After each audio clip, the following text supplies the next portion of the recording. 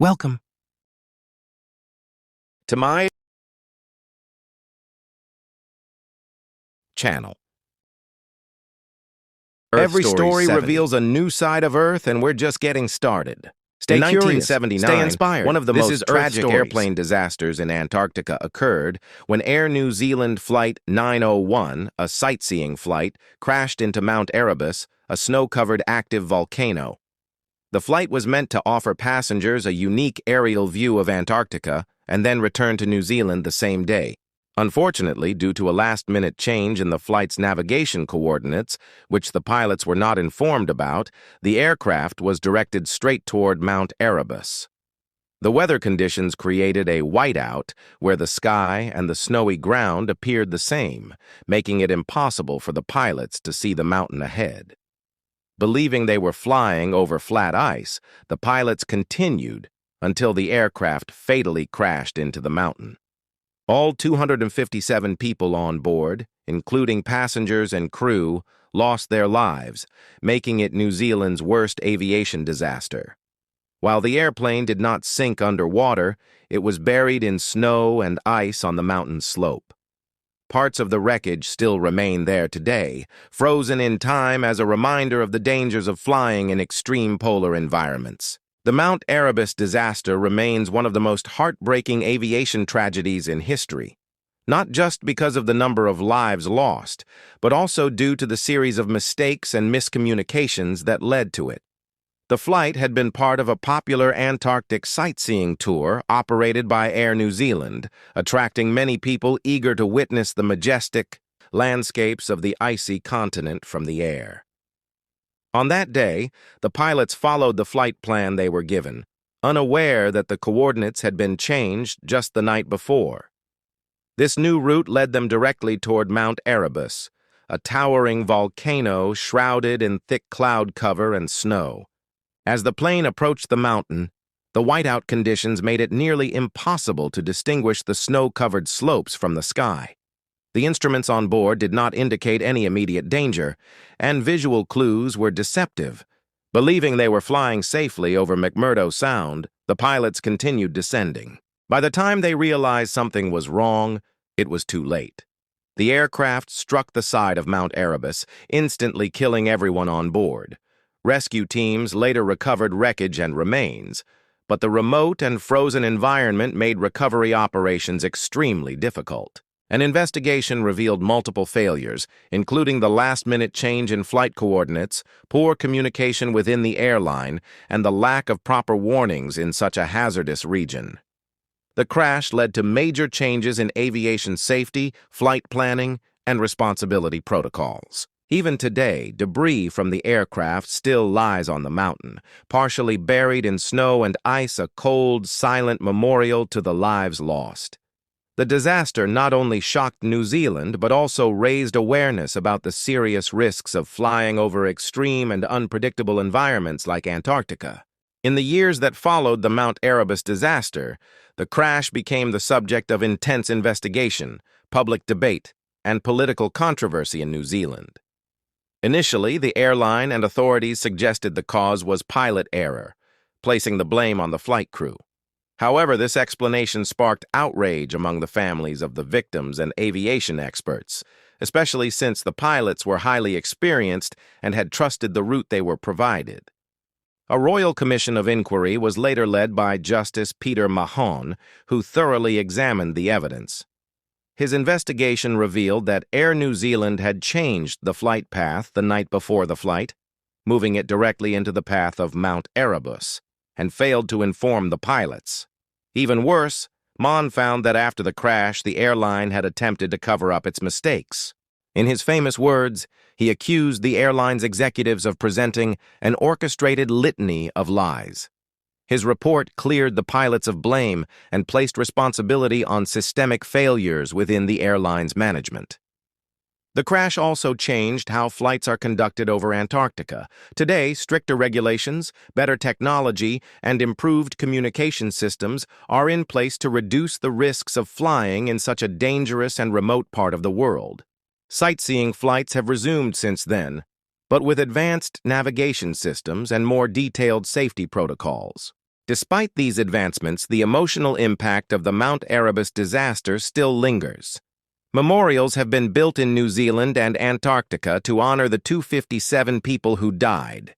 For the families, many of whom never recovered the remains of their loved ones due to the harsh environment, the wreckage on the mountain serves as a permanent reminder of the tragedy. Every year, ceremonies are held to remember the victims, and the story of Flight 901 is taught as a lesson in aviation history, ethics, and the importance of accountability. In essence, the airplane in Antarctica didn't sink like in water, but it vanished into a deadly mix of ice, snow, fog, and human error, forever becoming part of Antarctica's frozen silence. The Mount Erebus disaster is not only remembered for the tragic loss of life, but also for how it exposed deep flaws in aviation systems, corporate responsibility, and crisis management.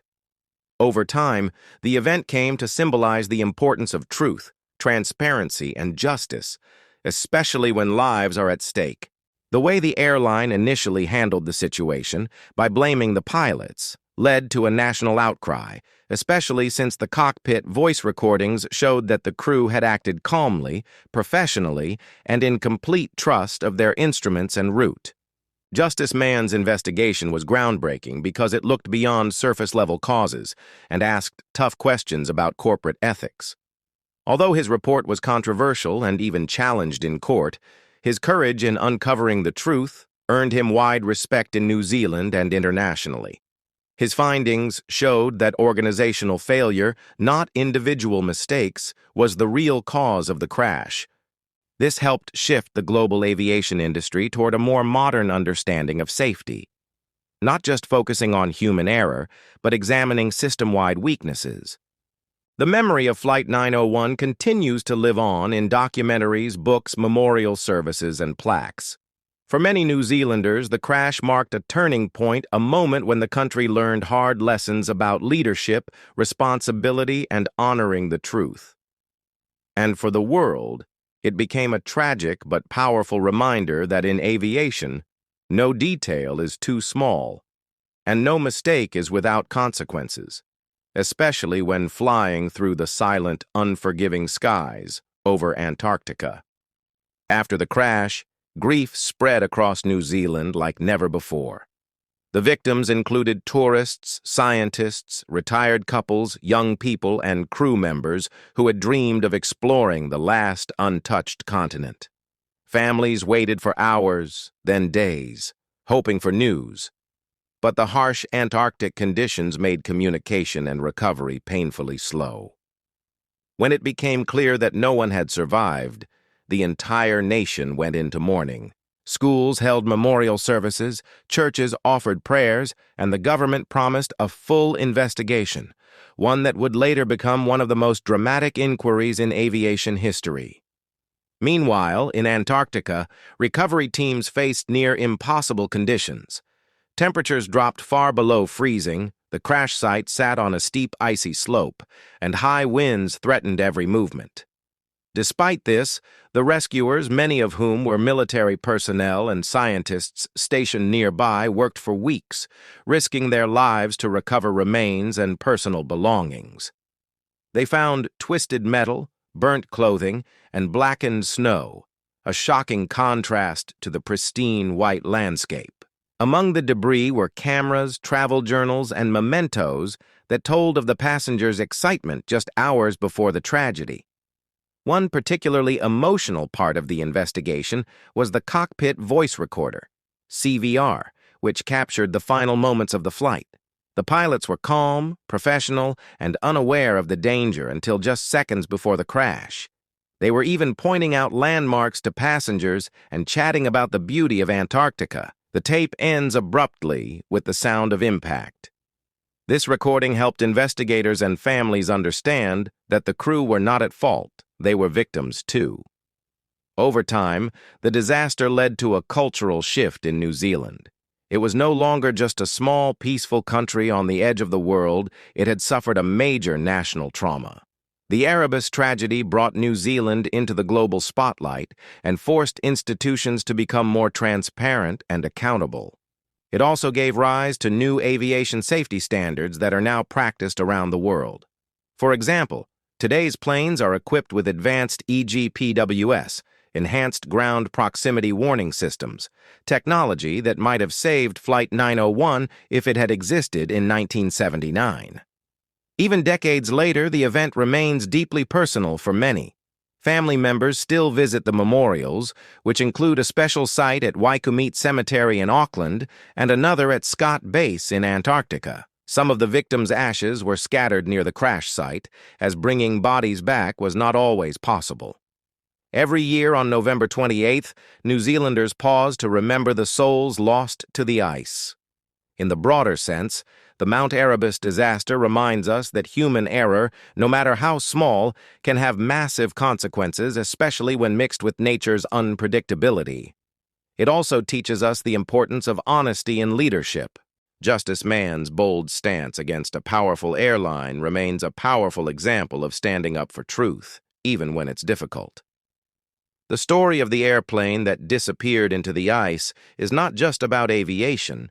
It's a human story, filled with sorrow, courage, and lessons that still echo across the frozen silence of Antarctica. As the years passed after the crash, the Mount Erebus disaster became more than just a tragic accident. It turned into a powerful national symbol in New Zealand.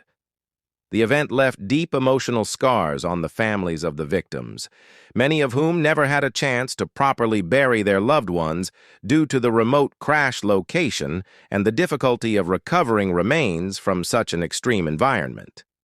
For many, there was no closure. Some only received small personal belongings like a scarf, a watch, or a burned passport returned in sealed government envelopes. These objects became the last physical connection to the people they lost. In 2009, 30 years after the crash, New Zealand Prime Minister John Key issued a formal government apology to the families of the victims. This gesture was deeply meaningful, especially since for decades, survivors had felt their pain was ignored or buried beneath official silence and controversy. The apology finally acknowledged not just the accident, but also the injustice and emotional toll caused by the mishandling of the investigation and the false blaming of the flight crew. In Antarctica, a metal cross was placed near the crash site as a permanent memorial. Though weathered by time and cold winds, it still stands a quiet marker on the frozen slope of Mount Erebus. Surrounded by snow and silence, for the families, that place is sacred. Although most will never visit due to its remoteness, many feel a spiritual connection to it.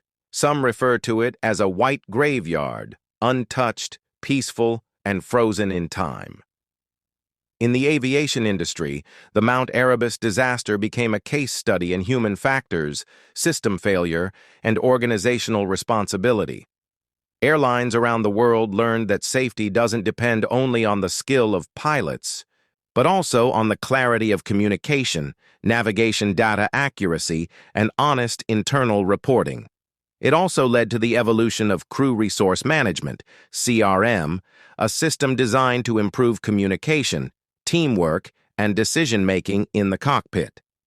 In a way, the lessons from Erebus have helped save many lives in the decades since. Books, films, and documentaries have been made about the crash, including the widely respected New Zealand TV drama Erebus: The Aftermath, which portrays the investigation and the emotional toll on the families and legal teams. School children in New Zealand still learn about the crash, not just for its historical importance, but also as a lesson in ethics, leadership, and truth. Thanks for watching Earth Stories. If you enjoyed exploring the wonders of our planet, don't forget to like, share, and subscribe for more powerful journeys through nature, history, and mystery.